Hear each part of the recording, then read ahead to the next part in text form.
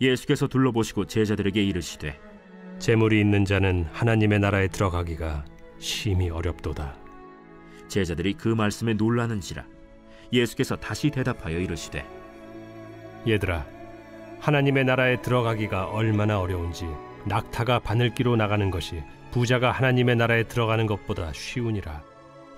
제자들이 매우 놀라 서로 말하되 그런즉 누가 구원을 얻을 수 있는가 하니 예수께서 그들을 보시며 이르시되 사람으로는 할 수 없으되 하나님으로는 그렇지 아니하니 하나님으로서는 다 하실 수 있느니라. 베드로가 여짜와 이르되 보소서, 우리가 모든 것을 버리고 주를 따랐나이다. 내가 진실로 너희에게 이르노니 나와 복음을 위하여 집이나 형제나 자매나 어머니나 아버지나 자식이나 전토를 벌인 자는 현세에 있어 집과 형제와 자매와 어머니와 자식과 전토를 100배나 받되 박해를 겸하여 받고 내세의 영생을 받지 못할 자가 없느니라. 그러나 먼저 된 자로서 나중되고 나중된 자로서 먼저 될 자가 많으니라. 자, 이제 예수님께 어제 말씀이 이제 예수님께 달려와서 꿇어 앉아서 내가 무엇을 하여야 영생을 얻겠습니까? 라고 이렇게 진지하게 이렇게 질문했던 부자 청년. 그는 예수님에게 이러한 말씀을 들었죠. 너희에게 있는 것을 다 팔아서 가난한 자들에게 주라. 그리하면 이제 하늘의 보화가 너에게 있으리라. 그리고 와서 이제 나를 따르라. 이제 내려놓음의 제자도를 말씀을 하셨습니다. 그래서 그것들을 물었죠. 그래서 이 말을 들은 청년은 이제 슬픈 기색을 하면서 이제 떠났습니다. 왜냐하면 이 사람이 이제 재물이 많았기 때문이죠. 재물이 많은 청년은 이제 근심하면서 돌아갔는데 예수님은 이제 또 주변을 이제 둘러보시면서 제자들에게 이제 이러한 말씀을 더 하시는 거죠. 그게 이제 오늘 말씀입니다. 재물이 있는 자는 하나님의 나라에 들어가기가 심히 어렵다. 그러면서 예수님이 하신 말씀은 우리가 참 많이 이제 들었던 말씀이죠. 하나님의 나라에 들어가기가 얼마나 어려운지, 낙타가 바늘기로 나가는 것이 부자가 하나님의 나라에 들어가는 것보다 쉬우니라. 이제 이 말씀을 하시죠. 우리가 너무나도 잘 알고 있는. 자, 이제 고대 팔레스타인에서는 이제 낙타가 가장 큰 동물이었다고 합니다. 그리고 이제 바늘기는 아시다시피 이제 30대 후반만 돼도 이제 노안이 오면 끼기가 어려운. 저도 요즘 이렇게 약간 이렇게 멀리 있는 거 이렇게 약간 2개씩 보이는. 안 그랬는데. 그런 것들. 그래서 낙타가 바늘기로 들어가는 것은 이제 불가능하다 이 얘기죠. 그래서 예수님이 부자가 천국에 들어가는 것은 그것만큼 어렵다. 그만큼 어려운 일이다라는 것을 지금 말씀을 합니다. 당시에 이제 생각이 뭐였냐면 당시 고대 사회를 이루고 있던 이제 천국에 대한 그런 하나님의 나라에 대한 소망, 그러니까 복이라는 이 생각은 뭐였냐면 재물이 있는 자, 그러니까 부자, 즉 부자들은 하나님의 축복을 받은 자, 그러니까 그것이라고 이제 생각을 했습니다. 그래서 부자는 하나님의 축복을 받은 자.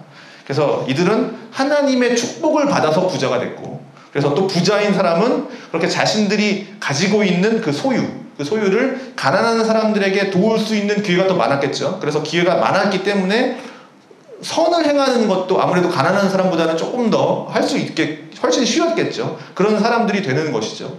그렇기에 이제 사람들의 생각은 부자는 하나님께 복을 받은 자라는 사람들이고, 그리고 복을 많이 받으니 하나님의 나라에 더 가까이 갈 수 있는 사람들, 그런 인식이 이제 그 당시의 사회에는 있었습니다. 그런데 이제 가난한 자들보다 하나님 나라에 들어가는 게 더 어려울 거다 라고 하는 이 부자들, 이 하나님의 나라에 천국에 들어가기가 심히 어렵다라고 하니 제자들은 이제 놀라운 거죠. 그 당시에 고정관념을 완전히 바꾼 거 아닙니까? 그래서 예수님은 의도적으로 그래서 이 낙타와 뭐 바늘기 비유를 가지고 지금 구원이 부자이건 가난한 자이건 사람의 행위로는 할 수 없는 거다. 이게 부자라고 해서 행위를 많이 한다고 천국을 갈 수 있는 거다. 이런 게 아니다. 오직 구원은 하나님만이 하실 수 있다. 그러므로 구원은 전적으로 하나님의 손에 달려있다. 이 이야기를 가르치기 위해서 지금 이 뭐 낙타가 바늘기로 들어가는 말도 안 되는 비유를 하고 계시는 겁니다. 그래서 이러한 예수님의 구원에 대한 가르침이 이 율법을 잘 지키는 것이 하나님 나라에 들어가는 유일한 길이다. 그러니까 그 정해진 율법을 잘 지켜야만 하나님 나라에 들어갈 수 있다라고 하는 그것을 믿고 있는 그 당시 유대인들, 그리고 제자들, 그리고 부자 청년, 이들은 율법을 지키면 구원을 받는다. 그래서 그 막 수많은 그 율법들을 지키지 않습니까? 정말 그 지키기도 어려운 지금 이 당시에 우리 보로 지키라 그러면 절대 지킬 수 없는 그런 것들을 지금 이스라엘에서 유대인들은 정말 하고 있죠. 또 그렇게 샤바트에서 이렇게 하고 있죠. 그래서 그렇게 구원받는다 생각하고 있던 그 구원의 생각을 예수님은 오직 구원은 하나님께로부터 나온다. 이렇게 되는 거죠. 그런 진리를 전파하고 있는 겁니다. 이 말씀이 사실 이제 오늘 이 시대에 지금이야 정말 이해할 수 있는 말이지만 지금 우리의 정서로는 그 당시에 이러한 가르침은 혁명적인 겁니다. 정말 혁명적인 가르침인 거죠. 그래서 제자들의 반응이 어떻습니까? 제자들이 매우 놀라는 겁니다.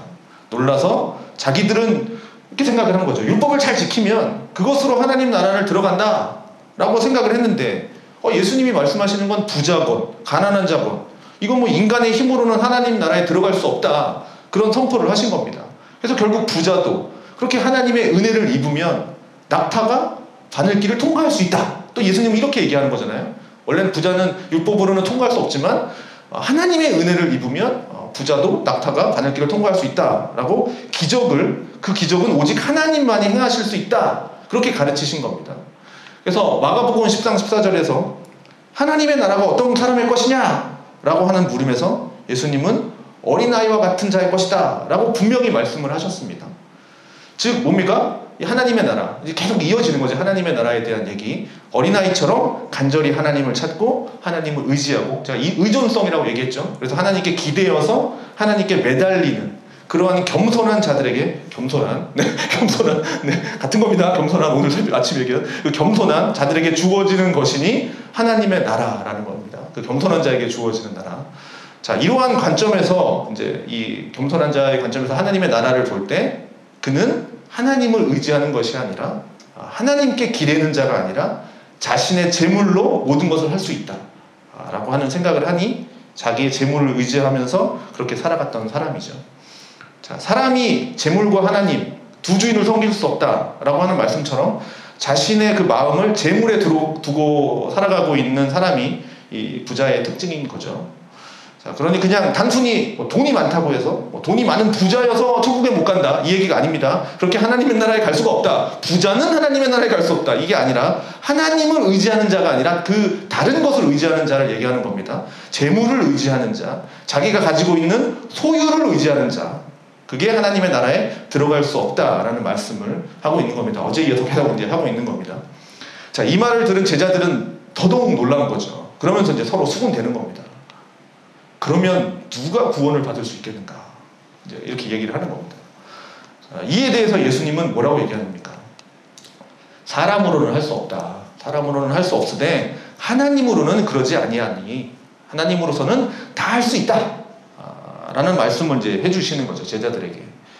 그러니 우리의 구원이라고 하는 것이 그저 우리가 가지고 있는 뭐 그런 재물들 또는 내가 가지고 있는 뭐 재물로 선을 행하는 것 이러한 일 때문에 구원을 받는 것이 아니라 오직 우리의 구원은 하나님이 하시는 일이다.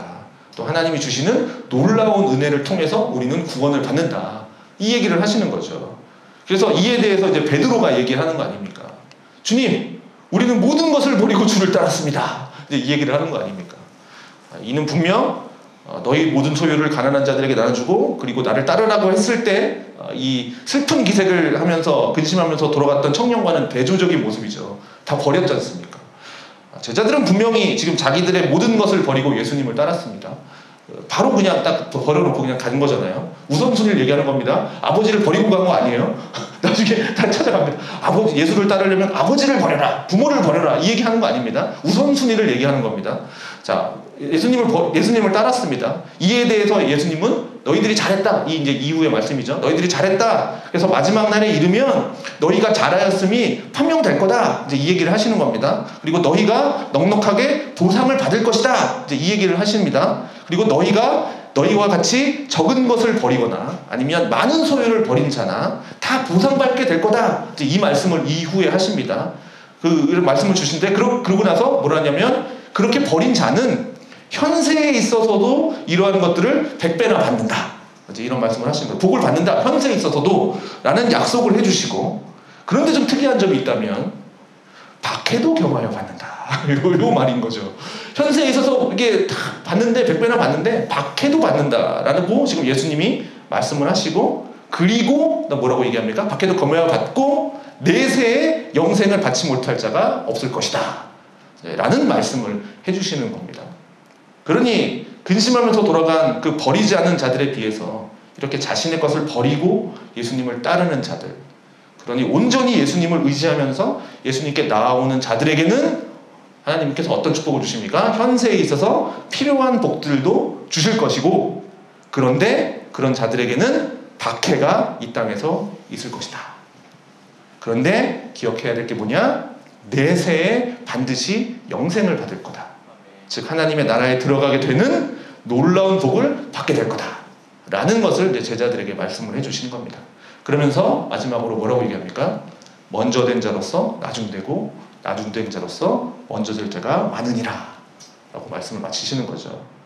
자, 이것도 좀 우리가 생각해 볼 게 있냐면, 그럼 도대체 이 먼저 된 자가 누구냐? 율법을 지키는 유대인들? 그들이 먼저 된 자가 될 수도 있겠죠.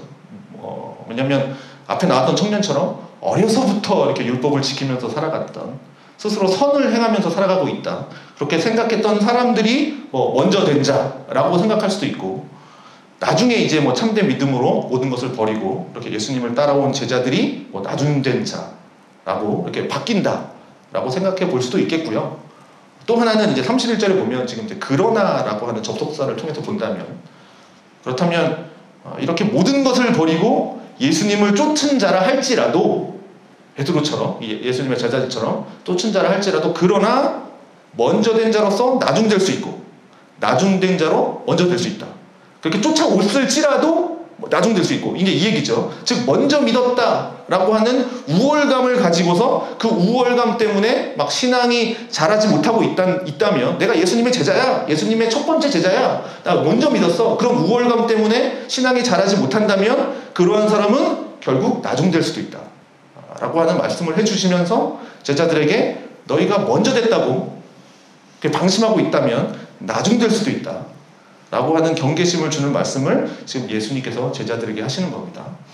자, 그러니 우리는 우리에게 주신 것도 다 주님의 소유라는 생각을 가져야 되고, 또 우리는 우리에게 주신 이 재물과 또 우리의 소유들, 그리고 내가 가지고 있는 것들을 의지하면서 사는 게 아니라 온전히 주님만을 의지하면서 사는 사람들이 되어야 됩니다. 그리고 우리에게 주어진 이 구원이라고 하는 것이 하나님이 주신 참으로 놀랍고 위대한 구원이다 라고 하는 것을 생각하면서 감사함으로 늘 우리는 살아야 되겠습니다. 그리고 주님을 위해서 모든 것을 버린 자들에게는 어떻게 됩니까? 반드시 주님께서 그들에게 딱 맞는 복을 주신다는 것을 기억하면서, 그렇지만 우리는 절대 교만하지 말고 겸손히 하나님의 나라를 구하면서 간절히 하나님의 은혜를 찾으면서 이렇게 살아가시는 사람들이 되어야 되겠습니다. 그렇게 주님의 은혜를 구하는 우리 모든 성도님 되시기를 바라겠습니다.